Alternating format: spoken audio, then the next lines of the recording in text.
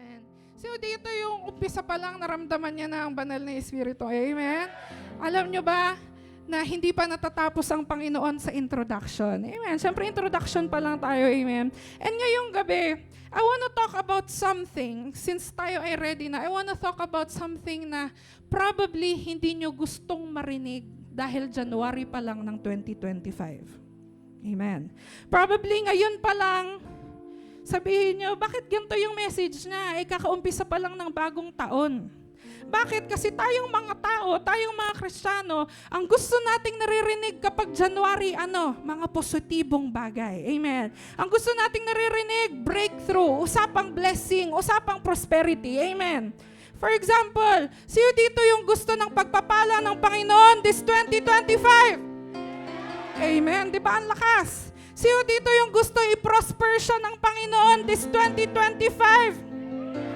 Sino dito yung gusto niya, kung hindi siya nakatanggap ng breakthrough niya ng 2024, this 2025, matatanggap niya na in the name of Jesus. Sumigaw ng hallelujah!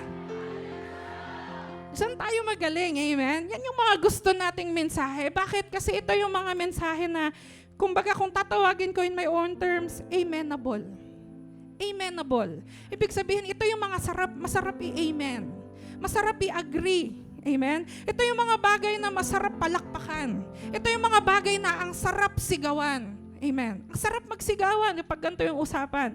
Pero what if ang message ng Panginoon tonight ay baliktad sa prosperity? Amen? Di ako naniniwala dyan. What if ang topic pala ng Panginoon tonight ay baliktad sa breakthrough?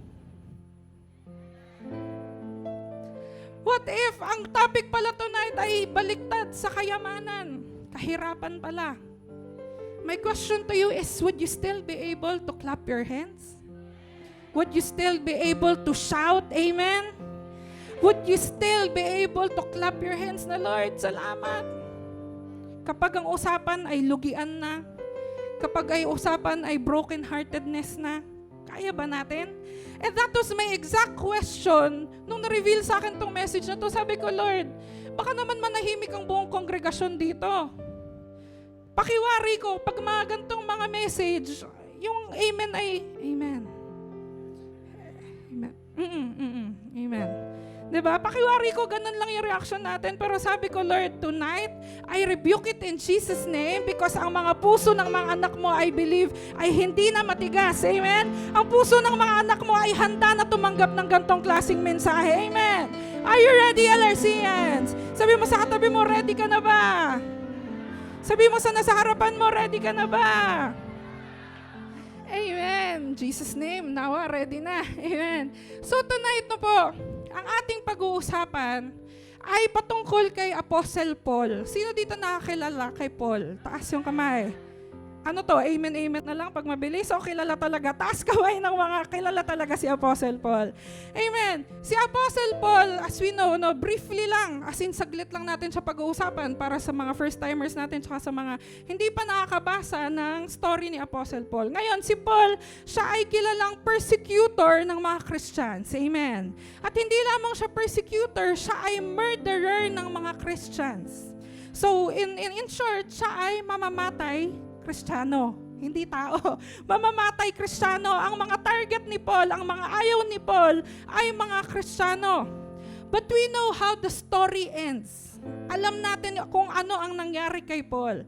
It only took one encounter for a murderer to be transformed.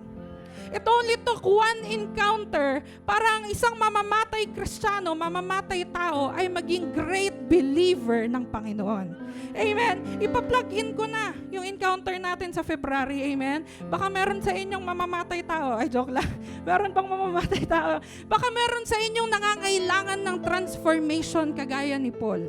Kung kaya baguhin ng Panginoon with just one encounter, with just one touch, si Paul, kayang-kaya niya din sa buhay mo. Amen? Kaya tignan mo yung mga delegates natin dyan. Kung meron kang mga katabi na mag-encounter, sabihin mo, get ready to be transformed. Amen? Darating ang pagbabago sa buhay mo pagdating ng encounter na yon. Amen. And itong si Paul, again, from being a murderer, because of one encounter, siya ay naging great believer. Hindi lamang siya naging great believer, siya ay naging great sharer of the word. We know, some of us knows, that majority of the New Testament was written by him. Amen. At maliban doon, itong si Paul ay para po siyang missionary. Bakit siya parang missionary? He goes from places to places, country to country. Talagang nililibot niya ang mundo para lang i-share ang salita ng Panginoon. Amen. Ang ginagawa ni Paul doon, hindi lang siya nag-share, siya ay nagpa-plant ng mga churches. Nagpapatayo siya ng mga churches. Tapos tinuturuan niya yung mga church leaders na ito yung gagawin nyo, ito yung hindi nyo dapat gawin. Amen. Diba nababasa natin yung mga letters ni Paul. Amen. So si Paul, from being a murderer, he was transformed to be a great sharer of the word, to become a great evangelist. Amen. And then, fast forward, pagdating ng Acts 27, dito na tayo magfo-focus. Acts 27, ngayon na kilala na natin briefly si Paul. Pagdating ng Acts 27, ito po ay last recorded journey ni Paul sa Bible. Amen? Narinig niyo ba ako doon? It was his last recorded journey in the Bible. Amen? Kasi nga nagjo-journey siya papunta sa places to places. So dito sa Acts 27, last niya na to. Ito na yung last na na-record sa Biblia. And then dito sa part na ito, ikikwento ko sa inyo. Ayoko na maglagay ng verses kasi baka mabore kayo sa kakabasa. Amen? So ikikwento ko na lang. Okay lang ba yun? Ikikwento ko na lang. Amen? So makikinig tayo. Amen? So itong time na to, he was in Jerusalem. Nasaan siya? Jerusalem. And then nung time na to, since nga because of the transformation ay nag-share siya ng word of God, nakita siya ng mga Pariseo at sabi ng mga Pharisees, nagkukos ng kaguluhan itong si Paul. Nagkukos siya ng riot, nagkukos siya ng confusion sa mga tao. Bakit? Kasi iba yung tinuturo ng Pharisees, iba din yung tinuturo ni Paul. So ngayon nagsasalungat. So nakita ng mga Pharisees, yung mga teacher of the law, sabi nila, parang mas madami ng tao ang naniniwala kay Paul kesa sa atin. So ngayon ang gawin natin, ipakulong natin si Paul. Amen. So ngayon hinatulan si Paul at siya po ay trial for 2 years. Ilang taon? 2 years. Yan, nakikinig. So tinrial po siya for 2 years. And after that 2 years, mabilis lang ako magkwento. After that 2 years, wala pong nakitang concrete na evidence ang people of the law kung bakit siya pwedeng ipakulong. Walang nakitang ebidensya. Bakit niya ipapakulong yan? Inosente naman yan. Amen. So ngayon itong si Paul, after nung trial niya for 2 years, ginamit niya po ang Roman citizenship niya. Alam niyo ba na si Paul ay isang Roman citizen? Amen. So ginamit niya yung pagiging Roman citizen niya at ang sabi niya, pupunta ako kay Caesar sa Italy. Pupunta ako sa Rome in Italy. At ang gagawin ko doon, i-a-appeal ako yung kaso ko. Sasabihin ko na ang justice system sa Jerusalem ay very unfair. At sasabihin ko that I have been wrongly accused. Do we get the point? Na nasasabayan niyo ba ako? So pupunta siya kay King Caesar. Si Caesar po ay nasa Rome in Italy. Amen. At sasabihin niya na yung justice system sa Jerusalem, alam niyo, it is very unfair. Ako, inakusahan ako ng mali. Amen. So pupunta siya doon. Ngayon, this is where the story begins. Pagdating po ng Acts 27, para siya ay makapunta sa Rome para kay Caesar, syempre wala naman silang mga van o mga sasakyan noon. So ang ginamit po nila ay barko. Anong ginamit? Amen. And in that barko, doon sa ship na yon, meron po silang kasamang 276 people inside. Ilang tao? 276. Ayun, nakakasabay. Merong 276 people and for sure, majority nun ay mga prisoners din. Amen. So ngayon, papunta sila sa Rome in Italy. And then this is where the plot begins. Are you ready? Amen. Hindi pa po sila nakakapunta sa kanilang destinasyon. Sila ay naka-experience ng dalawang malaking pagsubok. Sabihin mo, dalawang malaking pagsubok. Ang unang pagsubok ay storm. Pero hindi tayo mag-focus dyan. Ang pangalawang malaking pagsubok na hinarap ng mga prisoners kasama ni Paul ay shipwrecks. Shipwreck. Sabihin mo nga, shipwreck. Imagine, hindi ka lang binagyo, na shipwreck ka pa. Amen. Hindi ka lang nakaranas ng shakening sa barko, nabiyak talaga yung barko mo. Amen. Alam niyo po yung salitang storm, commonly used na masyado yan. Amen. Kapag merong mga nagpipreach dito sa harapan, ang sinasabi nila yung storm, yan yung mga struggles natin sa buhay, yan yung mga pinagdadaanan natin. I remember yung preaching ni Kuya Andy about sa focus, di ba? Fix your eyes on Jesus. Bakit? Kasi pag tumingin ka sa storm, pag tumingin ka sa wave, madadapa ka, malulunod ka. Tama? So commonly used ang storm. Pero what about shipwreck? Have you ever heard of shipwreck habang may nagpipreach dito sa harapan? Hindi masyado. Or not at all. Ako, first time ko to. Amen, amen. Nakakasunod kayo. Tama. So, hindi lang sila nakaharap ng storm, sila din po ay hinarap ng isang shipwreck. And this is what I want to tell you tonight, church. Ang storm at ang shipwreck ay magkaiba. Papakita ko sa inyo ang difference ng storm at ng shipwreck. Number 1, storms might happen naturally, but shipwrecks are often a result of wrong decisions and life errors. Amen, amen, amen. Parang hindi kayo nakakasunod. Storms might happen naturally, darating yan. But shipwrecks, it depends on you. It depends on your decision. This is often a result of your wrong decisions in life. Yung mga pagkakamali mo na desisyon, mga desisyon na hindi mo pinag-isipan. Susunod, storms will pass, but shipwrecks may force you to start over. Grabe. Ang storm, lilipas lang yan.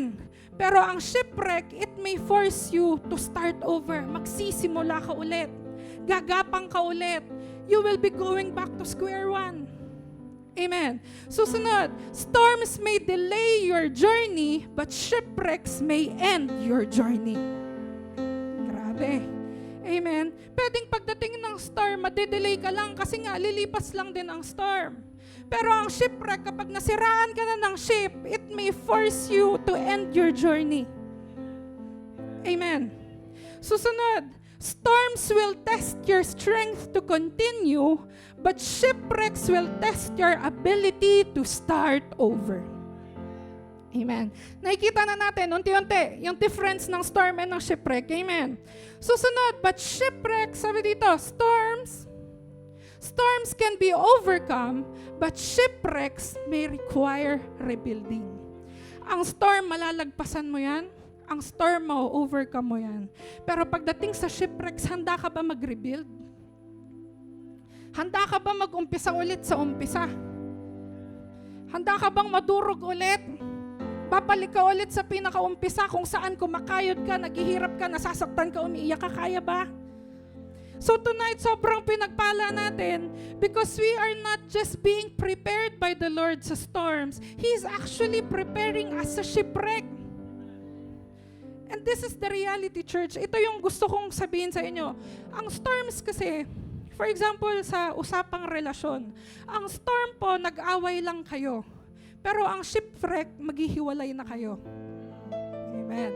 Usapang trabaho, ang storms, pinagalitan ka lang, ang shipwreck, tinanggal ka na.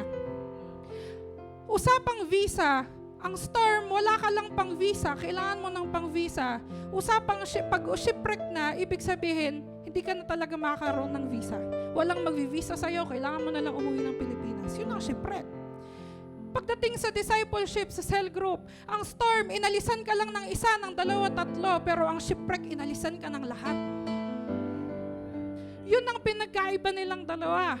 Pagdating sa storm, pwede mong sabihin, Lord, tulungan niyo ako. Lord, I need help, save me. Pagdating ng shipwreck, Lord, nandyan ka ba talaga? So now, nakikita na natin yung difference ng weight nilang dalawa. Amen. Nakakasunod ba tayo? So maaaring kapag meron kang storm, sanay ka na. Kumbaga, alam mo na paano i-overcome to. Alam mo na kung anong gagawin dito. Alam mo na paano kontrolin ang emosyon mo dito. Alam mo na paano ko kontrolin ang puso mo dito. Pero prepared ka ba sa shipwreck? Ito yung sinasabi ko kanina, most probably mananahimik tayo dito kasi shipwrecks are scarier than storms. Okay lang sana yung bagyuhin ka eh. maulan ka o ma-shaken ang iyong barko. Pero nakakatakot yung shipwreck. Kaya tanungin mo yung katabi mo, handa ka ba sa shipwreck? Amen. Alam niyo ang Panginoon tonight, gusto niyang iset yung expectations natin. Sabihin mo nga, set expectations. Kasi kapag hindi proper ang pag-set ng expectation natin, nagagalit tayo. Bakit? Kasi nabibigla tayo eh. Pero kapag na-set ang expectation ng tama, hindi ka na mabibigla. Initial reaction, pwede. Pero alam mo na. So ang Panginoon tonight, He wants to set your expectation. Anak, hindi lamang kita hinahanda sa storm, hinahanda kita sa shipwreck. Hindi lamang kita hinahanda sa pag-iyak, hinahanda kita para sa mga relasyong pwede matapos. Hinahanda kita para sa mga trabaho at kontrata na pwedeng matapos. Hinahanda kita para sa mga pinto na pwedeng magsara. Ganun ka pinagpala tonight. Ikaw ngayon na nakikinig sa akin, sobrang pinagpala mo kasi prepared ka na sa shipwreck after nitong message na ito. Amen. In Jesus' name. Sabi ko dito, shipwrecks are real and it can happen to anyone at any time of the day. Merong mga mahal sa buhay na magpapaalam. Merong mawawalan ng trabaho. Merong mga magkakarelasyon na magbe-break. Merong mag-aasawa na magdidesisyon na lang na mag-anal na tayo, mag-divorce na tayo. Amen. Merong mga negosyo na magsasara, malulugi. Nakakatakot. Pero ang sabi dito, shipwrecks are real and it can happen to anyone at any time of the day. Amen. Tingnan mo, lingunin mo yung mga katabi mo, nasa harapan mo, nasa likod mo.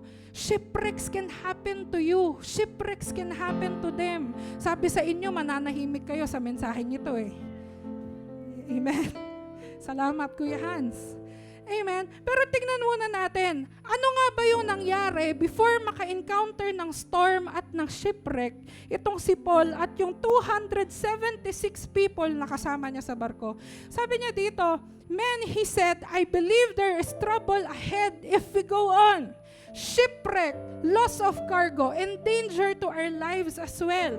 Take note, ang kausap po ni Paul dito, ang winawarningan ni Paul dito, ay mga sailors na, mga trabahador na to sa ship.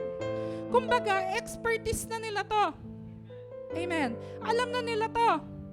So, sabi ni Paul sa kanila, I believe merong trouble kapag tayo ay tumuloy pa dyan.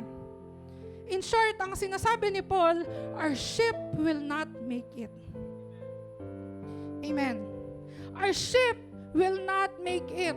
LRCians, mabigat ang sasabihin ko at masakit, mahirap lunukin at tanggapin yung mga sasabihin ko sa mga susunod na segundo. But I want you to know that there will be some ships in your life that won't make it. Relationships, partnerships, friendships, careers.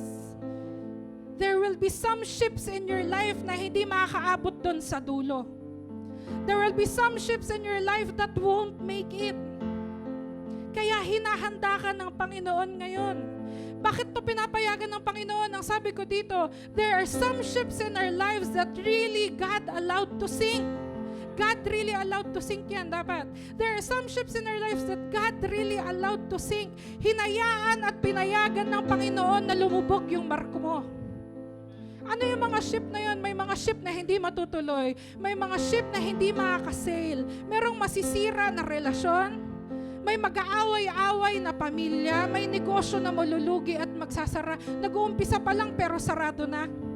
Merong may mga matatanggal sa trabaho. Again, merong mga mamamaalam na mahal natin sa buhay. Why? Because there are some ships in our lives that God really allowed to sink. Sabi mo sa katabi mo, handa ka ba doon? Handa ka ba doon? Amen? Ngayon pa lang pinapaalalahanan ka na ng Panginoon na may mga bagay sa buhay mo that won't make it. Sounds scary, tama? Di ba nga, most probably, ang tingin nyo na sa akin dito, ano ba naman tong preacher na to? Claiming negative things over my life. Ano ba naman tong nagtuturo na to? Puro curse ang sinasabi. This is not curse. This is warning. Kaya nga kailangan iset ang expectations mo ng tama para pag dumating yung shipwreck na yon, hindi ka na magagalit sa Panginoon. Hindi ka magtatampo sa Panginoon. Hindi mo ka-questionin ang Panginoon. Hinahanda ka na. May parte ng buhay mo na talagang hindi tutuloy, mawawala, lulubog. Now the question is, are you ready? Pero tingnan nyo realize this. Hindi tatanggalin ng isang bagay, hindi tatanggalin ng Panginoon ng isang bagay kung kailangan mo pa siya next season mo. Hindi nyo ako narinig. Merong mga bagay sa buhay mo na tatanggalin, ipaparaphrase ko, atawag nito, ibabalik-balik na rin ko. May mga bagay sa buhay mo na hindi makakasale, na hindi matutuloy, mawawala na lang, kasi ibig sabihin, hindi mo kailangan sa susunod na season ng buhay mo. Kapag nag-break kayo ng jowa mo na mahal mo, binunot ng Panginoon, you keep on asking the Lord, Lord, bakit kailangan mo siya tanggalin sa buhay ko? Sanay na akong nabubuhay ng kasama siya.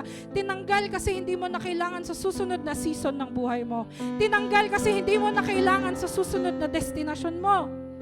So think about it now. Kung merong mga bagay na tinatanggal ng Panginoon o tinanggal ng Panginoon noong 2024, magpasalamat ka kasi ibig sabihin, hindi mo na kailangan sa susunod na season ng buhay mo. Amen. You keep on declaring, pa-hashtag ka pa, Season of Change 2025. Sikat na sikat ngayon yan. Tinuro ng ating pastor. Season of Change 2025. Para magkaroon ng change, may kailangan mawala. Ang isang aparador na puno ng luma, hindi mapapalitan ng bago kung hindi mo itatapon yung luma. So there are some shifts in your life. Kung sinabi mong season of change, kung talagang gusto mo ng season of change, may tatanggalin, may bubunutin, may mawawala. Amen. Kaya sabi mo sa katabi mo, mag-ready ka. Dahil may mga tatanggalin ng Panginoon na most probably hindi mo kailangan sa susunod na season ng buhay mo. Amen? But let's see the next thing that happened kila Paul. So papunta po sila sa Italy. Again, papunta sila saan? However, nung nagjo-journey nga sila, nagkaroon ng storm at nag-shipwreck. At meron po tayong tinatawag na northeastern wind. Saan galing ang wind na ito? Wow, ang galing. Praise the Lord. Ayan. So, northeastern wind are also known as Euroclydon. It means, pag pinag-aralan niyo siya, it means a powerful stormy northeastern winds. Such winds are dangerous for sailors, making navigation difficult and often leading to shipwrecks. Ibig sabihin po, sila ay naka-experience ng headwind. Pag sinabing headwind, ang direction ng ship nila ay papunta dito, tapos ang direction ng wind ay papunta dito. So, contrary to the direction that they are going. Kaya ang sabi dyan, mahirap magkaroon ng navigation and it often leads to shipwrecks. So, sa sobrang tindi po ng nangyayari sa kanila, ang sabi ng Bible, hindi ko na ilalagay dito, nagtapon sila ng mga cargo nila, tapos itinapon nila sa dagat yung mga gears tsaka yung mga makakapal nilang rope para ito ay kumapit sa anchor ng ship nila. Amen. At ang sabi ng Bible, ang sabi ng Bible, 14 days po silang nasa karagatan. Imagine, 2 weeks silang nasa karagatan. Ang sabi dito, the terrible storm raged for many days, blotting out the sun and the stars until at last, all hope was gone. 14 days, wala silang makain na. 14 days, hindi sila nasisikatan ng araw. Kahit sino, kung tayo yung nasa posisyon nila, mawawalan din tayo ng pag-asa. Amen. Imagine, 14 days, 2 weeks na madilim. Until at last, all hope was gone. Sino dito yung sa ilang years niyang nabubuhay, nakaranas siya ng all hope was gone? Taas yung kamay, taas yung kamay. Alam nyo, kahit hindi kayo magtaas ng kamay, alam kong naranasan nyo yan. Amen? Bakit? Kaya nga may mga taong suicidal eh. Kaya nga may mga taong depressed. Bakit? Kasi akala nila hindi na sila sisikatan ng araw. Akala nila wala nang pag-asa sa sitwasyon nila. Alam ko ko nakaranas tayo at some point of in our lives ng all hope was gone. Sabi mo sa katabi mo, ikaw ba yon? Amen. Ikaw ba yon? Amen. I am certain that there are some ships in our life na, alam niyo yung merong mga sitwasyon sa buhay natin na okay na. Nakalaban na ako eh. Okay na, I tried my very best. Okay na, ginawa ko na yung dapat kong gawin. Okay na.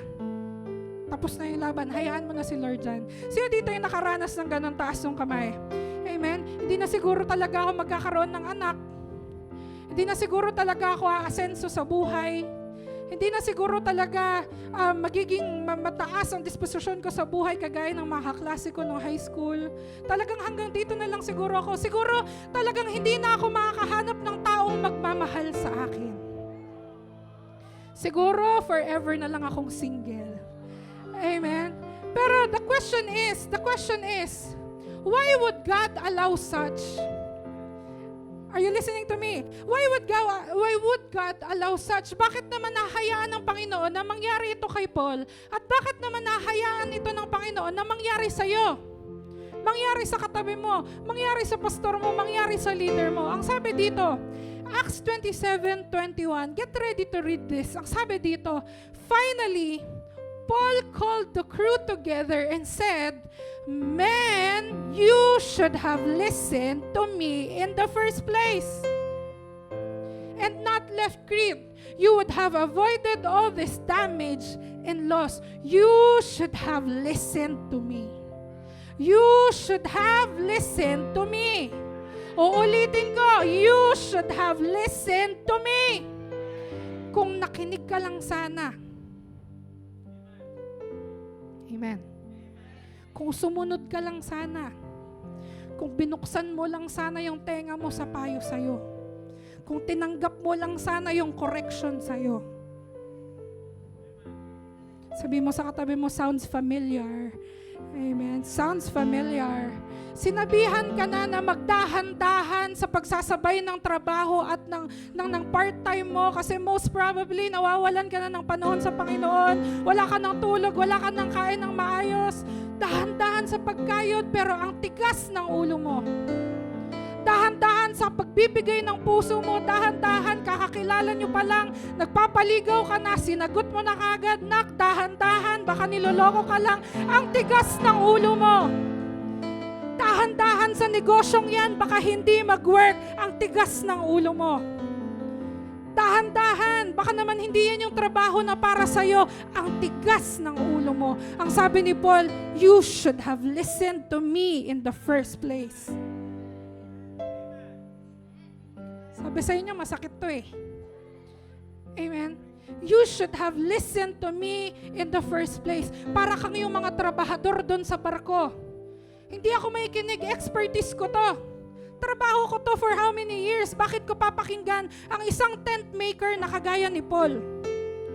Sinabihan ka sa relasyon mo, sinabihan ka ng nanay mo, ng pastor mo, ang sabi mo, ilang years na ako na merong karelasyon. Mas matanda ako kaysa sa'yo, 22 ka lang, 35 na ako. Walang nag-amen. Ako yun eh. Amen? 22 years old, leader ng isang cell group. Sinabihan mo dahan-dahan sa pakikipagrelasyon. Bakit ako may kinig? 35 years old na ako. Mas madami akong experience kaysa sa'yo. Dahan-dahan sa negosyo, dahan-dahan sa pagtitiwala ng pera mo. Bakit ako makikinig sa'yo? Mas madami akong pera sa'yo. Dahan-dahan, baka hindi naman yun yung negosyo na para sa'yo. Baka hindi mag-work, baka scam yan. Bakit ako may kinig sa'yo? Nag-aral ako ng marketing, nag-aral ako ng business management, entrepreneur ako, bakit mo ako tinuturuan? You should have listened to me in the first place. Now you know that storms happen naturally, but shipwrecks happen because of your life errors and your wrong decisions. Sabi mo sa katabi mo, ikaw yata yun. Amen? Ang problema, kapag kinikilig, ayaw nang makinig. Sabi ng Panginoon, lahat ng may pandinig, makinig. Lahat ng may pandinig, ano daw? Ang problema, pag kinikilig, ayaw nang makinig. When everything is going well, when everything is going right, ayaw mong makinig. Okay ako bakit mo ako papakialaman? Buhay ko to. You should have listened to me in the first place. Ang matindi pa dyan, may plot twist pa to. Hindi pa tayo tapos, no? Hindi lamang sila hindi sumunod. Pangalawa, they are in the wrong season. Mali na nga ang desisyon, wala pa sa tamang panahon. Paano ko nasabi? Biblical to. Sabi we had lost a lot of time. The weather was becoming dangerous for sea travel because it was late in the fall. Pag sinabing late in the fall, winter na to. Winter na. Ibig sabihin, normal ang bagyo, normal ang tag-ulan. Sinabihan na sila kanina, magkakaroon ng shipwreck. There will be loss of cargo. There will be loss of lives. Hindi nakinig. Hindi na nga nakinig, mali pa yung panahon. Sounds familiar ulit. Uy, tignan mo yung katabi mo, sounds familiar. Mali na yung desisyon, mali pa yung panahon. Ay, nako. Amen. Amen. And itong mga verses na ipinakita ko sa inyo, this leads me to a conclusion. Ang sabi ko dito, the shipwreck that they experienced was actually a consequence of their disobedience. They were in the right place, pero mali yung panahon. They were heading to the right direction, pero mali ang panahon. Ipinilit ang hindi naman dapat. Ipinilit yung alam niyang delikado na. Ipinilit yung alam niya namang mahihirapan siya. Ipinilit. Huwag mo muna i-push through yung business na yan. Masyado pang maaga.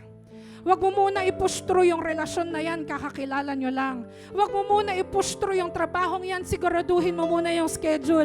Pero ipinilit ang hindi dapat pinilit. Malakas ang palakpakan dito, parang may kailangan tamaan dito. Amen. Amen. Ipinilit mo kasi nagmamadali ka. Ipinilit mo kasi atat ka. Huwag kayong masaktan. Hindi para sa inyo to, baka nasa ibang bansa. Amen. Ipinilit kasi akala mo mahal na mahal ka. Ipinilit mo kasi akala mo para sa iyo to. Hindi lang to usapang relasyon, church. Usapang trabaho, usapang finances, usapang investment, usapang part-time, usapang pangingibang bansa. Ipinilit mo kasi gustong-gusto mo, ipinilit mo kasi akala mo tama na. What am I trying to say here? Ang daming bagay sa buhay natin ang hindi pa hinog, pero pilit mo nang binubunot. Ang dami sa buhay mo na dapat pintong sarado na pero pilit mong binubuksan, Lord, para sa akin to. Lord, di ba ito yung bigay mo sa akin? Hindi nga, sarado na nga yung pinto. Pilit mong binubuksan. But do you know what? God is so good. Sino dito naniniwala na mabuti ang Diyos sa kanyang buhay? Amen. Alam nyo ba't naging mabuti ang Diyos? Papunta pa lang tayo sa amenable na part at sa exciting part. Are you ready? Sabi sa verse 21, you should have listened to me. Sana na-avoid natin ang damage at ang loss. Pero anong susunod ng verse 21? Wow, ang galing. Praise the Lord. Pagdating ng verse 22, anong sabi? But, amen. Alam nyo, paborito ko yung mga verses na merong salitang but. For the wages of sin is death, but the gift of God is life eternal through Christ Jesus. There is hope.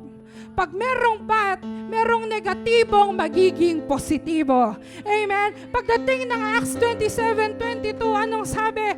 But take courage. Sabihin mo, take courage. None of you will lose your life even though the ship will go down. Amen. Walang mamamatay, walang malulunod, kahit na masira yung transportasyon mo, makakarating ka pa rin sa destinasyon mo. Amen. Alam niyo ang Panginoon, hindi importante sa Kanya yung transportasyon mo. kahit masira ang transportasyon mo on the way to your destination, you will get there. You will get there. Sabi mo sa katabi mo, you will get there. Amen. Take courage. None of you will lose your life even though the ship will go down. Anong sabi sa susunod na verses? For last night, an angel of the God whom I belong to and whom I serve stood beside me and it said, anong sabi ng Panginoon? Don't be afraid, Paul, for you will surely stand trial before Caesar. Alam kong hindi parang kapalakpak-palakpak to, pero ipapaliwanag ko sa inyo. Bago sila magpumunta sa Rome, sa Italy, bago sila mag-sail ng kanilang ship, ang goal in mind was to stand before Caesar. Napakabuti ng Panginoon dahil hindi niya nakalimutan si Paul. Ang sabi niya, for you will surely stand trial before Caesar. Ano ibig sabihin dito? Mangyayari ang gusto mo mangyari. Mapupuntahan mo ang gusto mong puntahan. Makakarating ka kung saan mo gustong makarating. Hindi ka kinakalimutan ng Panginoon. Sabi mo sa katabi mo, hindi nakalimutan ng Panginoon ang pangako niya sa iyo. Amen. Mararating mo ang gusto mong marating, mangyayari ang gusto mong mangyari, makakamit mo ang gusto mong makamit. Paus na ako dito, pero hindi pa tapos ang Panginoon. Ang sabi niya, what's more, God in His goodness, God in His mercy, God in His grace has granted safety to everyone sailing with you. Hindi lamang si Paul ang maliligtas, pati lahat ng taong kasama niya sa barko. Amen. Alam niyo, ito na yung perfect time sana para mas palakpakan natin ng Panginoon eh. Ito yung perfect time para sumigaw ka ng, thank you, Jesus! Ito yung panahon para sabihin mong, salamat, Panginoon! Amen. The ship won't make it, but you will make it. Amen. The ship won't make it, but you will make it. May mga ship sa buhay mo na lulubog. May mga ship sa buhay mo na hindi na matutuloy. There are ships in your life that won't make it. There will be careers in your life na hindi matutuloy. Papunta ka na sana doon, pero ibabalik ka sa umpisa. Kumayod ka ulit, masasaktan ka ulit, iiyak ka ulit. May mga relasyong ikakasal na sana, pero babalik ka ulit sa umpisa. Bubunutin ko muna to, anak. May mga pintong dapat magbubukas na, pero sasarhan muna ng Panginoon. Huwag kang mag-alala, dahil ang kamay ng Panginoon wala sa barko, kundi nasa iyo. So you will make it. You will make it. Kaya nga napaka-importante na huwag mong gawing sandigan yung mga ship sa buhay mo. Huwag mong isipin na savior mo yung relasyon mo. Huwag mong isipin na savior mo yung pera na meron ka. Dahil pwedeng lumubog yan. At maniwala ka sa akin, kahit wala yung pera mo, wala yung relasyon mo, wala yung asawa mo, wala yung mga tao sa paligid mo, you will make it because ang kamay ng Panginoon nasa barko at wala sa barko at nasa iyo. Amen? Nalito na ako doon. Amen? Wala sa barko, kundi nasa iyo. Napakabuti ng Panginoon. Grabe, what's more, God in His goodness has granted safety to everyone sailing with you. Lahat ng kasama mo sa ship mo maliligtas. Pamilya mo, mahal mo sa buhay, anak mo, cell group mo, disciple mo, lahat ng tao sa paligid mo ngayon, basta tamang tao yan, they will make it with you. Sabihin mo sa katabi mo, you are going to make it. Somebody tap their chest and sabihin mong, I am going to make it. Linganin mo yun nasa harap mo at sabihin mong, sis, you are going to make it. Kung lalaki yan, bro, you are going to make it. Kung leader yan, sabihin mo, leader, you are going to make it. Kung nasa harapan mo si pastor, sabihin mo, pastor, you are going to make it. Hallelujah. Amen. Lahat ng kasama mo sa barko maliligtas. Sabihin mo sa katabi mo, alam mo ba kasama ka sa barko ko? So we are going to make it. Hallelujah! Amen! Nagbago man ang way, nagbago man ang schedule, nagbago man ang timetable, nagbago man ang plan A, but you are going to make it. Dahil hindi natatapos ang Panginoon sa delay. Hindi natatapos ang Panginoon sa late. Amen? You are going to make it. Amen? Amen. Palakpakan mo ang Panginoon tonight. Amen. But do you know what? Kahit napaus na ako dito, amen. Nung minimeditate ko tong word na ito, sabi ko, Lord, para akong batang nanghihingi ng candy. Na kapag naubos na, Lord, isa pa. Naubos na ulit yung revelation, Lord, isa pa. Amen. Kaya naman hindi ako binago ng Panginoon. Alam nyo ba, napapunta pa lang tayo sa pinaka-exciting part. Are you ready? Are you ready? Amen. Malapit na lang ito matapos. Hindi niya na ito mapapansin. Sabi ko dito, storms and shipwrecks. Uy, nawala. Paano naman? Manual. Amen. Ang sabi doon, storms and shipwrecks can leave you broken. Kanina, encourage na tayo. Tama, grabe Lord, thank you. I am going to make it. Kahit lumubog ang barko ko, I am going to make it. But there's one thing for sure. Kapag ikaw ay nandun na sa shipwreck na kailangan mo na ng kaligtasan ng Panginoon, nakakatakot ito. Lord, am I going to make it talaga? Talaga bang makakasurvive ako? Amen? Pero ang sabi dyan, storms and shipwrecks can leave you broken. Iba man ang level ng pain nila, iba man ang level ng hirap nilang dalawa. Diba nakita natin kanina, magkaiba yung storm, magkaiba yung shipwreck. But there is one common denominator. And that one common denominator is storms and shipwrecks. Basahin nga natin, storms and shipwrecks. Amen. So sabi ko, Lord, grabe, ang ganda na ng points pagdating dun sa I will make it, Lord, I am going to make it, kahit anong bagyo, kahit anong shipwreck. Sabi ko, Lord, so paano mo ako gustong mag-end? After ko humingi ng revelation, ang binigay sa akin, storms and shipwrecks can leave you broken. Sabi ko, Lord, isa pa. Are you ready? Amen? Are you ready dun sa isa pa? Amen? Papunta pa lang tayo dun. Ang sabi sa point 1, dapat ready tayong sumigaw ng malakas na amen dito. Amen? Point 1, kahit na broken ka, meron palang beauty. Alam niyo bang may beauty ang brokenness? Amen? Ang sabi ko dito, point 1, shipwreck brokenness are part of God's process. Amen? Yung sakit na nararamdaman mo, parte pala yun ng proseso mo. Yung iniiyak mo nung 2024, pagdating ng 2025, umiiyak ka pa rin, parte pala yun ng proseso mo. Sabihin mo sa katabi mo, parte yun ng proseso mo. Ang katotohanan pala dyan, LRCians, listen to me. Bago ka pala magamit ng Panginoon in a mighty and powerful way, kailangan mong madurog ng paulit-ulit. You have been praying for God, Lord. Gamitin mo ako mightily, Lord. Gamitin mo ako powerfully. Lord, dalhin mo yung mga pako sa mga taong nangangailangan sa iyo. Lord, expand my territory. Lord, gamitin mo ako para lumago ang cell group ko. And the more that you pray that prayer, bakit parang mas lalo kang naiipit? Bakit parang mas lalo kang nagigipit? Bakit parang mas lalo kang naiiyak sa sakit? Yun pala, parte pala yun ng proseso ng Panginoon para sa'yo. There will be a process. And that process, it may be painful. That process, it may not be enjoyable. Pero parte yun ng proseso mo. Sabi mo sa katabi mo, parte yun ng proseso mo. Amen. Pwede ko bang i-reintroduce ang Panginoon sa inyo ngayong gabi?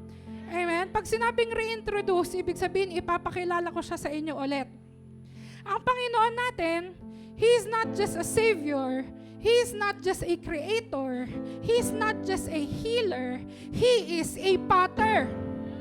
Pag sinabing Potter, hindi yan magsasawa na ulit-ulitin ang pagbiyak hanggat hindi nagiging maayos yung clay na ginagawa niya. Amen. Kapag may nakita siyang mali, tatanggalin niya ito, isi-squeeze niya ito, ipipress niya ito hanggang sa maging pleasing ito sa mata niya. Bakit? Kasi gusto ng potter maging usable vessel yung ginagawa niya. Pag sinabing usable vessel, hindi ka lang vessel, nagagamit ka. Hindi ka lang pang display, magagamit ka. So, every time that you feel crushed, every time that you feel squeezed, every time na feeling mo biyak ka na, inaayos ka lamang ng Panginoon for you to be a usable vessel. Huwag kang mag-alala, huwag kang matakot because God is just doing His handicraft. God is just doing His work. God is just doing His job. Amen. Palakpakan mo ang Panginoon. God is just doing His specialty. God is just in the process of doing His masterpiece. Kung feeling mo durog na durog ka, huwag kang mag-alala. Ginagawa lang ng Panginoon yung trabaho niya. God is in the process of restoring what used to be broken. God is in the process of renewing. Gusto niyang magkaroon ng new person inside of you. Gusto niyang magkaroon ng new heart inside of you. Gusto ng Panginoon magkaroon ka ng new spirit inside of you. Kaya kung dumadaan ka sa crushing ngayon, dapat pumapalakpak ka na at dapat sumisigaw ka ng thank you, Lord. Kasi ito na yung sagot sa panalangin mo. Gagamitin ka niya ng husto-husto. Kaya ka sinasaktan. Kasi magagamit ka pa. Sino dito familiar sa recycling bin? Alam niyo yung recycling bin? Ang laman ng recycling bin ay mga plastic bottles, mga cans, mga karton, mga paper. Amen. At itong mga bagay na to, in order for it to be recycled, to be used again, they are taken to a crushing place. They are taken into a crushing place. Alam niyo na kung saan ako papunta. The fact na ang isang bagay ay tinapon sa recycling bin, ibig sabihin may kwenta pa ito. Ibig sabihin magagamit pa ito. So kung feeling mo patapon ka na, feeling mo inabandon na ka, huwag ka mag-alala, pinapaganda ka para mas lalo ka pang magamit. Meron kang value, meron kang worth, importante ka. Can somebody tap their neighbor and say, you are a woman of value. You are a man of value. Amen. The fact that something is in a recycling bin, tingnan niyo yung logic ha. Kaya ka nga nasa recycling bin kasi meron pang magagawa ulit sa'yo.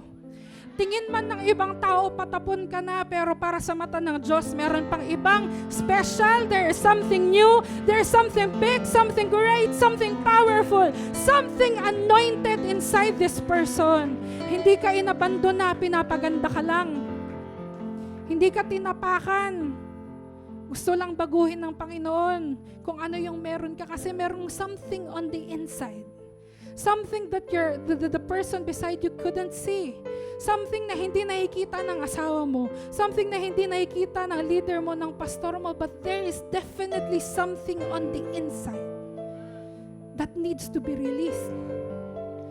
Sino dito nandyan yung wallet ko? Pahingi ako 100. Merong 100 dyan. Hindi ko ibibigay sa inyo, huwag kayong pahingi ako 100. Amen. Ang 100 na to, this is used to buy something. This is used para ikaw ay may mabili. Pero kung paano kung itong 100 na ito ay gantuhin ko. Meron pa bang value to? Sino magsasabing wala na tong value? May value pa to. Amen. Samahan niyo ako dito ha. Pag ito tinapon ko, tapak-tapakan ko. May value pa ba to? Alam niyo na saan ako papunta. Pinrest ka man ng panahon. Tinapon ka, tinapak-tapakan ka. Pero hindi, there's no amount of crushing that would ever remove your value. There is no amount of pressing that would ever remove your worth. Kahit natapak-tapakan natin to, look at this. As long as God is taking the time to open you up, as long as God is taking the time to line you up, ibig sabihin may something ba dito nakagamit-gamit? tapak-tapakan ka man, may something nakagamit-gamit. Sabihin mo sa katabi mo, hindi ka patapon. Hallelujah. Amen. Susunod, tingnan nyo to. Point 2. Shipwreck brokenness reveals God's power in us. Amen. Can somebody clap their hands and sabihin mo, thank you, Lord. Grabe. Amen. Tingnan nyo tong verse na ito, 2 Corinthians 12:9.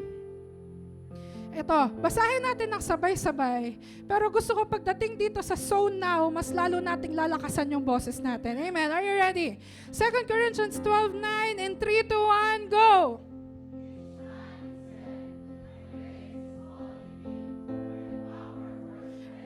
With conviction.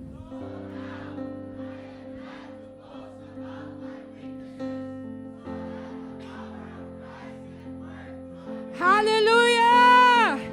Amen. I am glad to boast about my weaknesses. I am glad to boast about my struggles. I am glad to boast about my brokenness because in that brokenness, in that weakness, dun pala mas malakas ang kapangyarihan at presensya ng Panginoon. Amen. Naniniwala ba kayo na sobrang makapangyarihan ng Panginoon? Taas yung kamay na naniniwala. If you really believe that, alam nyo ba na ang Panginoon hindi nag-work sa buhay ng mga taong know-it-all.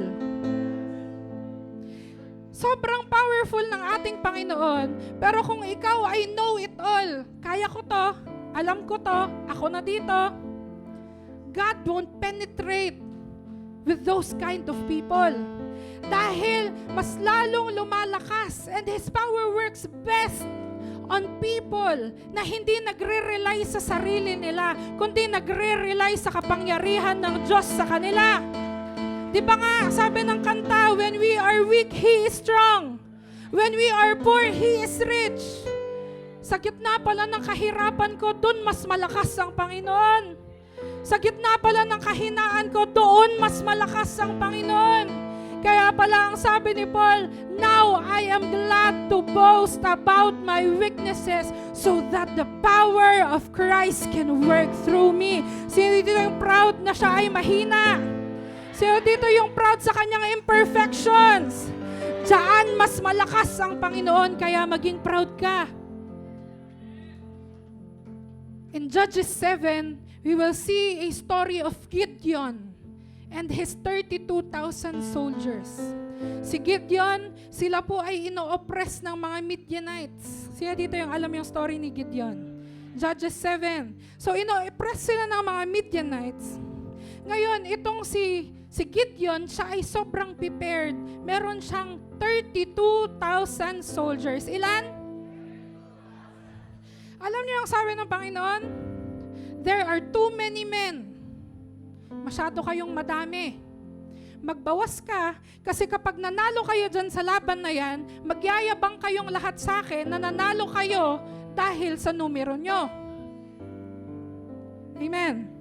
Sabi niya, magbawas kayo. Ngayon, ang sabihin mo sa mga soldiers, lahat ng timid at lahat ng takot, free to go on this mountain. Umalis na kayo. At alam nyo ba na sa 32,000 na yon, siguro ang expectation nyo, 500 lang ang umalis, siguro 300 lang umalis, kasi mga soldier to eh. Pero alam nyo ba na ang timid at ang takot pala ay 22,000 soldiers. So that leaves them with 10,000 soldiers. Ang sabi ng Panginoon, there are still too many men. Pumunta kayo sa spring. May pinagawang challenge ang Panginoon, 2. Hindi ko na i-detail. Pero from 10,000, naging 300 men na lang. Kung iisipin nyo, from 32,000, naging 10,000, naging 300, wala, matatalo na to. Ang konti nila masyado. But do you know what? Alam niyo yung sabi ng Panginoon? Listen. With these 300 men, I will rescue you and I will give you victory over the Midianites. Dito pinapakita na hindi importante gaano ka kalakas. Hindi importante gaano ka strong in number. Hindi na importante dito ang capability mo at ability mo. Ang importante dito, sino yung Diyos na sasama sa'yo. Amen. From 32,000, naging 300, but they still won the battle. At kapag binasa niyo yung story, they did not win dahil laban sila, hindi sila nakipagbarilan, hindi sila nakipagpisikalan. Pag binasa niyo siya sa Judges 7, so amazing. Yung mga bagay na hindi naman tingin mo makakapanalo, ipinalalo ng Panginoon para sa kanila. So tonight, it is a reminder. Hindi importante kung ano yung meron ka. Hindi importante ano yung pinag-aralan mo noon, ano yung trabaho mo ngayon, nurse ka man, engineer ka man, CEO ka man, business owner ka man, it doesn't matter. What matters is who is the God that will go with you sa mga battle. Sino nga ba yung Diyos na sasama sa'yo during your battles? No matter how weak you are, you will win the battle because God is with you. Amen. Hallelujah. Kung saan ka mahina, dyan malakas ang Panginoon. Kung saan ka nasasaktan, dyan malakas ang Panginoon. Taas nga kamay ng mga feeling niya crushed siya. Feeling niya nasa season of pressing siya. Amen. Pasalamatan mo ang Panginoon dahil gusto niya lamang na mas maging great ang kapangyarihan niya sa'yo.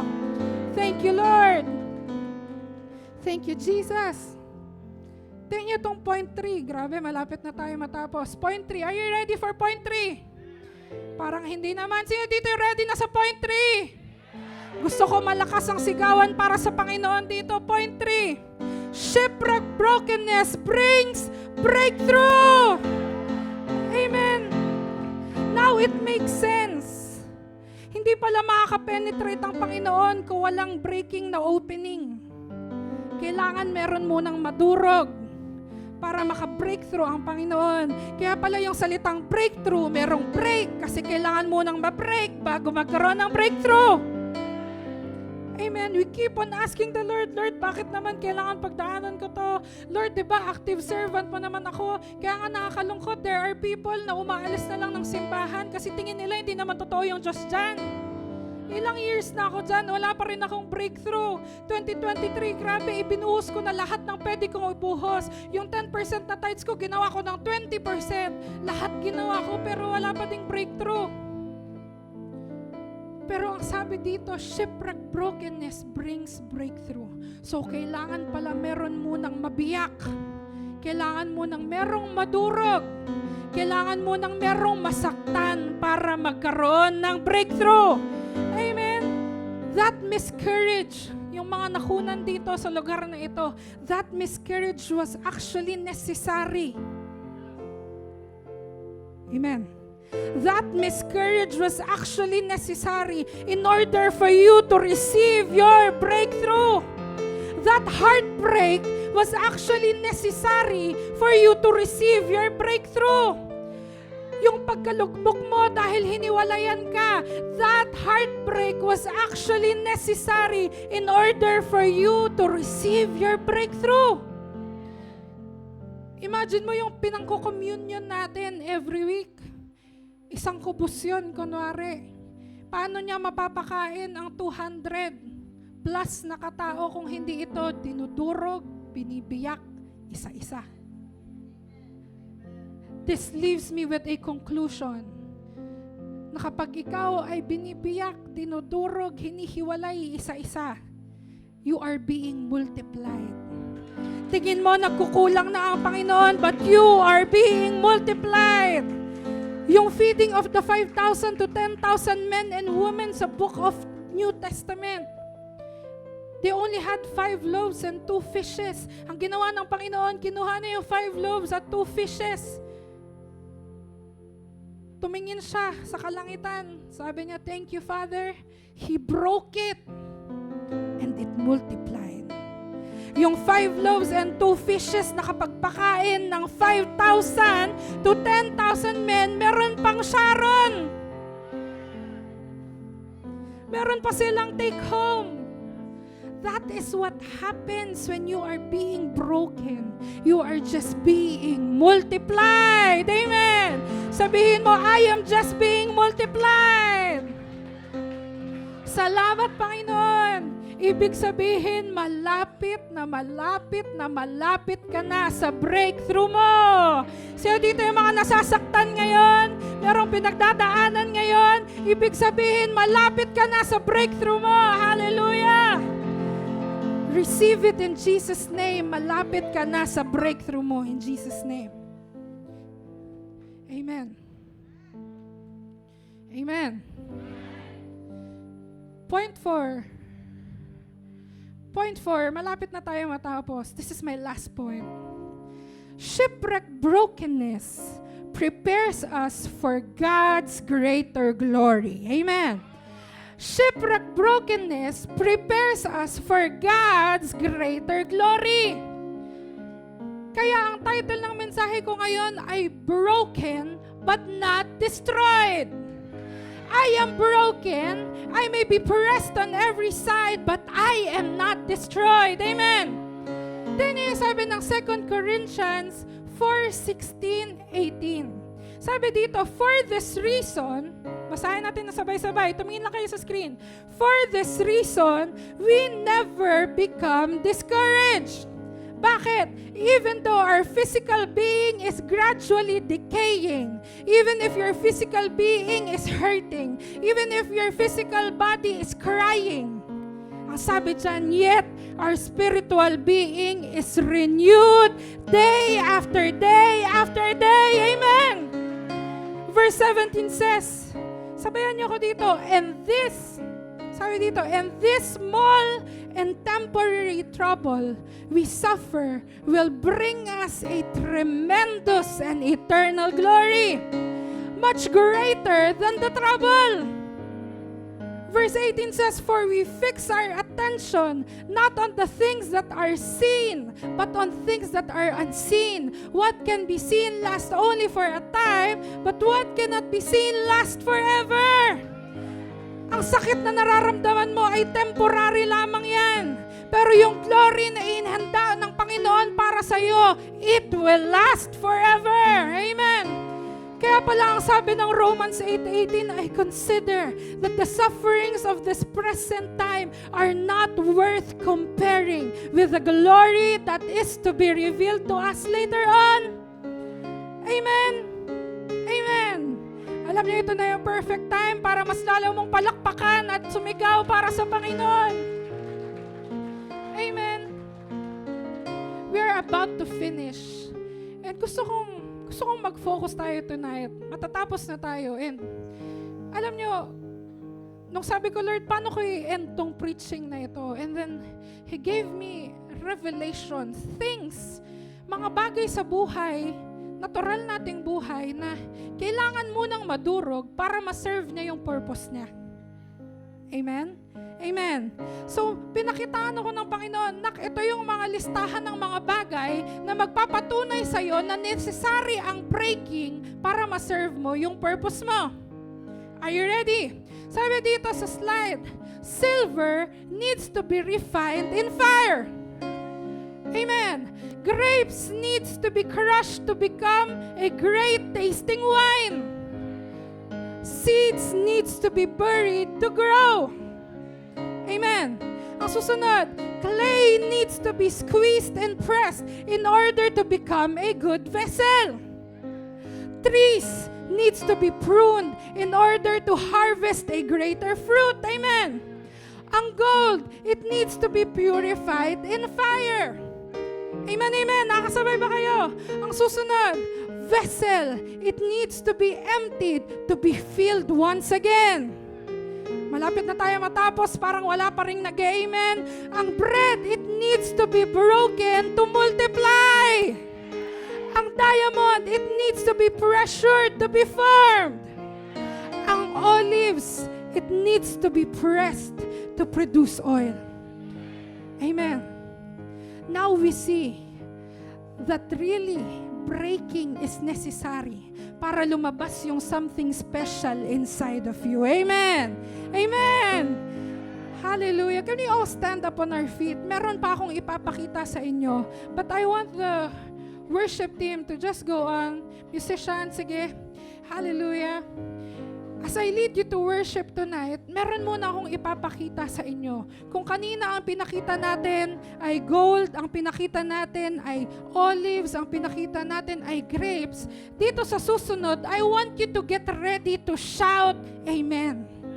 Dito sa susunod na mga ipapakita ko, gusto ko damihin mo yung mga nakikita mo sa screen at angkinin mo, tanggapin mo in Jesus' name. Are you ready?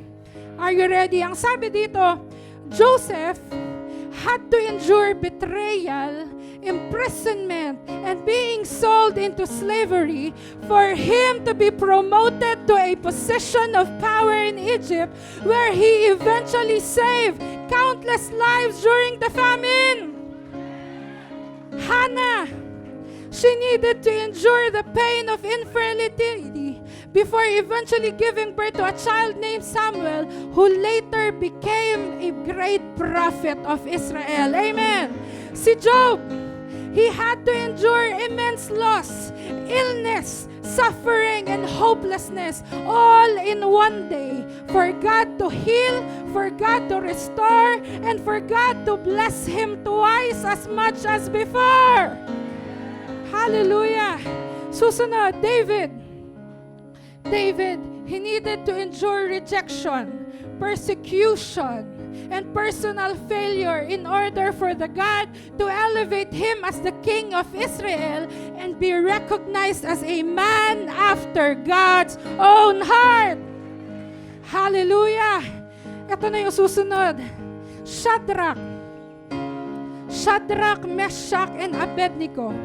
These three men stood firm in their faith and refused to bow down to idols, even when thrown at fiery furnace. But in the middle of the fire, they were not burned, because they saw a fourth man with them, a figure whose presence and protection was so powerful. And that fourth man was named Jesus. Shout his name, Jesus! Hallelujah! Hallelujah! Ito yung susunod natin. Jesus carried the cross to Calvary. He was crucified, he was abandoned, he was forsaken. His hands, his feet were pierced with heavy nails. He endured brutal whipping that tore his flesh. A crown of thorns was pressed into his head while being mocked and cursed. Pero ang sabi dyan, he did all this just to carry the weight of our sins. He suffered the unimaginable to give you healing, to give you redemption, to give you salvation. Hallelujah. And because he was physically broken and tortured, we were able to grow from being broken to being whole, hard-pressed on the other side, but not crushed, persecuted but not abandoned, struck down but not destroyed, piniga pero hindi madudurog, bubuksak pero hindi mawawasak. Hallelujah. In the fire but not burned, shipwrecked but not drowned. Hallelujah. Broken but not destroyed. Hallelujah. Thank you, Jesus. Come on. As we sing this song, I want you to worship.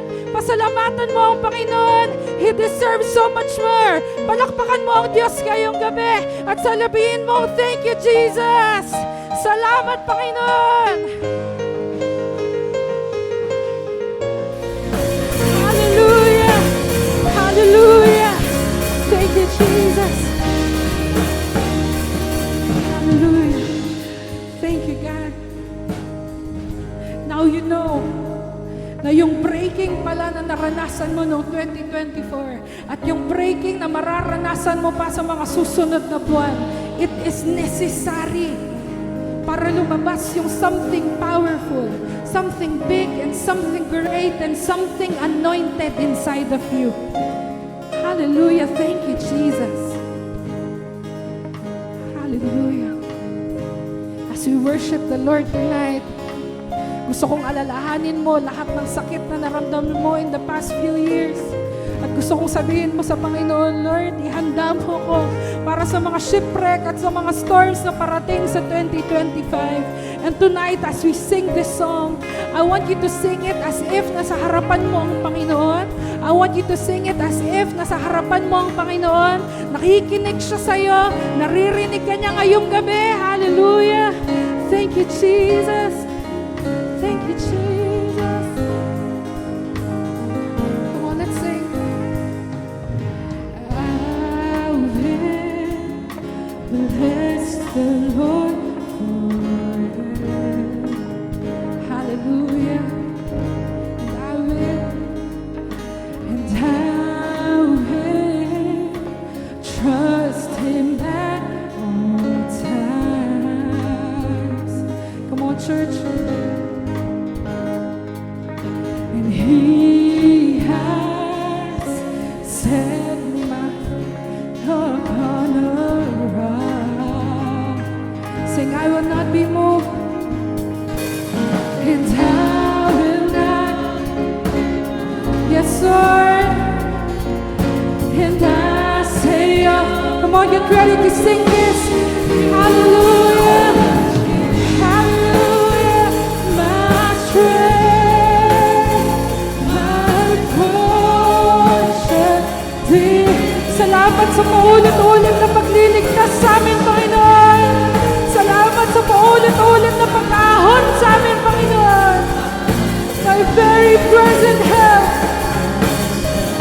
You are my shield, my strength, my strength, my portion. As you sing this song, gusto kong tandaan mo kung paano ka paulit-ulit na niligtas ng Panginoon. Hallelujah. My very present help in time of need. Hallelujah. Thank you, Jesus. Thank you, Jesus. Hallelujah. As you continue to worship tonight, merong ini-impress sa akin ng Panginoon ngayong gabi. At sinasabi niya na, alam mo ba, anak, that your place of crushing is actually your place of elevation. Yung place kung saan ka nadudurog, it is actually your place of promotion. Amen. He is just trying to qualify you. He is just trying to equip you. And He is just trying to promote you. Salamat, Panginoon. Now we understand and we appreciate the works of your hands, Lord. Come on, continue to sing. Who have I in heaven but you? There's none that I desire. There's none I desire. Come on, get ready to sing this louder. And you have made me glad, Lord. And I say, with all your might and with all your strength, come on, sing this song. You are my shield, my strength, my portion. Yes, Lord. Deliverer, my strong tower. Yes, Lord. My very present help. You are my shield, my strength, my portion. Salamat, Panginoon. Strong tower, my very present help in time of need. Hallelujah. Come on, palakpakan mo ang Panginoon ng malakas na malakas. My very present help, my very present help. The God who is one call away. Salamat, Panginoon. Oh, my deliverer, my strong tower. Hallelujah. Hallelujah. If you have no words left to say, just shout hallelujah. Hallelujah to the King that was slain. Hallelujah to the King that was broken. Hallelujah to the King that was crucified. Hallelujah.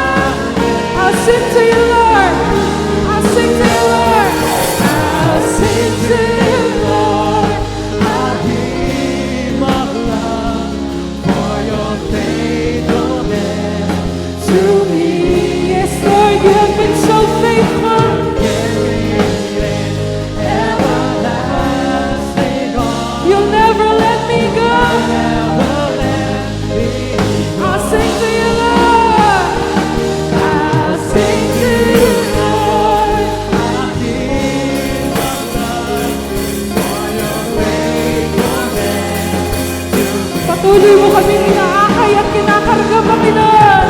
Kahit ulit-ulit kaming nananapa, O Diyos. You'll never let me go. Hallelujah!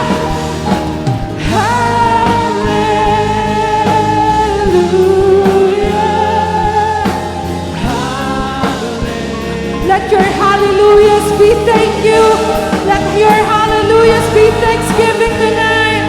Hayaan mo na sa pag-awit mo ng kantang ito ay mag-express ito ng pasasalamat sa Panginoon. Hallelujah! Hallelujah!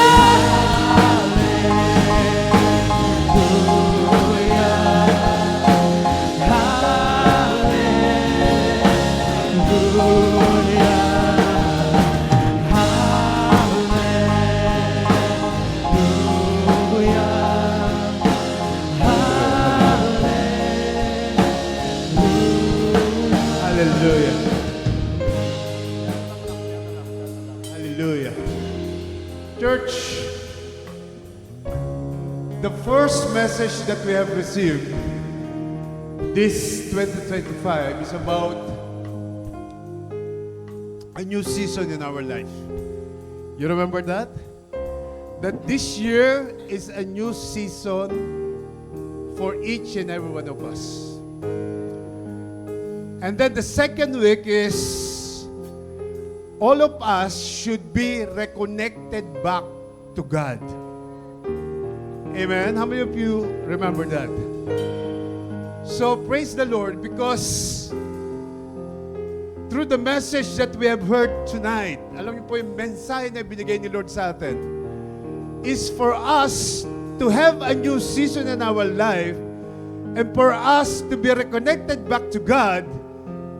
He is reminding each and every one of us that whatever trials, difficulties, or what they said, storms or shipwreck that will come into your life any time of the day, any time of this year, the God of all gods and the Lord of all lords are reminding us that tonight, walang bibitaw sa presensya ng Diyos. Maraming hindi nakarating sa destinasyon nila dahil sumuko sa pagsubok na dumadating sa buhay natin. And I want to let you know, maybe nasa gitna ka ng pagsubok right now. Maybe katatapos mo lang. Maaring sinagot na ni Lord ang prayer mo. Yung iba, maaring naandito ka pa sa kalagitnaan ng pagsubok sa Diyos. Inaalaw ni Lord yan, as we have heard earlier, because He has a mighty, mighty plan for you. Merong plano ang Diyos sa buhay natin. And God is reminding us today na huwag kang bibitaw, anak. Because I've got a big plan because I love you so much. Narinig niyo sa akin to minsan, na kung ikaw maraming pinagdadaan ng difficulties at trials sa buhay mo, well, congratulations because you are on your way to your destiny. Nakita natin yung mga karakter kanina.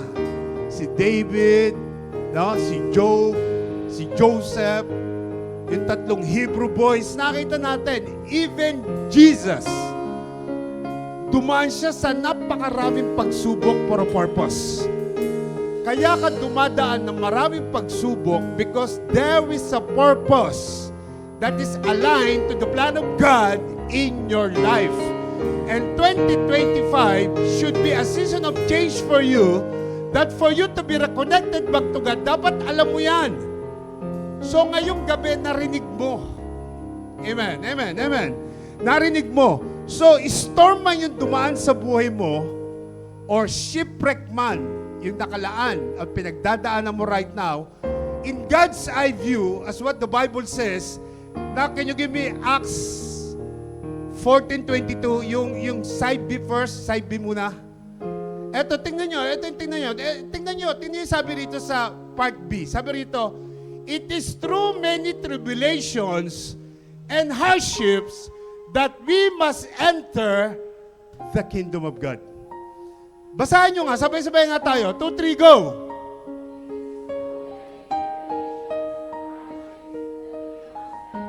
So, if you are bound to heaven, dadaan ka ng storms, dadaan ka ng shipwreck talaga. Because meron ka talagang hardship at tribulation na dadaanan. So God is reminding us that whatever happened to you, ano man ang bagyong dumaan, ano man ang shipwreck na pagdaanan mo ngayong taon na to, wag na wag kang susuko. Wag na wag kang bibitaw. Kasi po, ang sabi ng part A niyan, pakalagay mo nga yung part A, eto yung sabi dyan, no? Sabi, strengthening and establishing the hearts of the disciples, encouraging them to remain firm in the faith. So ano man ang pagdaanan mo, gaano man kabigat yan, kailangang stand firm ka sa faith mo. Hindi mo kailangan sumuko. Kasi may destinasyon ka na lalakaran na ginamit yung message through Tina May na talagang dadaan ka dyan. Kailangan ng mga nawan, anak, na itong 2025, may malaking plano ang Diyos sa buhay mo, kaya mo naririnig itong mga messages na to.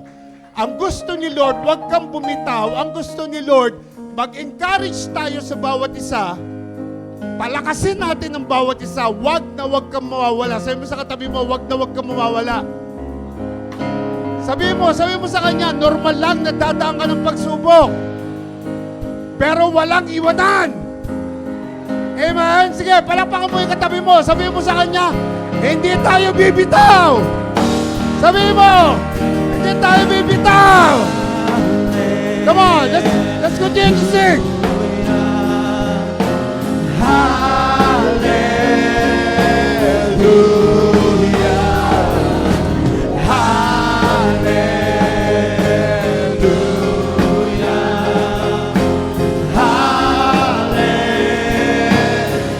Come on, let's worship Him. Sing to you, Lord, a hymn of love for your faithfulness to me. I'm carried in everlasting arms. You'll never let me go. I'll sing to you, Lord, a hymn of love for your faithfulness to me. I'm carried in everlasting arms. You'll never let me go. Through it all. Come on, taas yung dalawa kami ninyo right now. Father in heaven, we want to thank you for the message that you have given us tonight. Panginoon, salamat Lord na inihanda nyo kami sa malaking laban ngayong taon na ito, Panginoon. Alam namin Lord, naniniwala kami na meron kang malaking plano sa buhay ng bawat isa.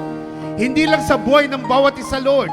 Sa simbahang ito, alam kong may gagawin kang malakihan sa taon na ito, Panginoon. Ayaw niyong bumitaw ang bawat isa. Ayaw niyong mawala ang bawat isa. Dahil magsasama-sama kami. Lalakaran namin ang gusto niyong mangyari.